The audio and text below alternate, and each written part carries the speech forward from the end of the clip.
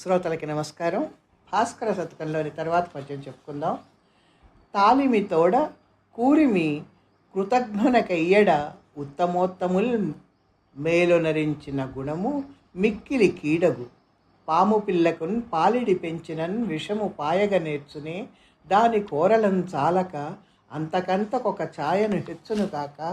భాస్కర శతకకారుడు ఎంత మంచి ఉదాహరణని తెలియచేస్తున్నాడో అంత అర్థాన్ని దానిలో ఇమిడ్చి, పాము పిల్లకి కనుక పాలు పోసి పెంచితే అదేమన్నా మనకి మేలు చేస్తుందా? దాని కూరల్లో ఉన్న విషం పోతుందా? అది క్రమక్రమంగా ఎక్కువ అవుతుంది తప్ప తక్కువ కాదు.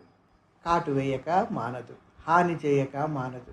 అట్లాగే మంచివాళ్ళు చేసిన మేలు మరిచే వాళ్ళకి కృతజ్ఞుడు అంటారు.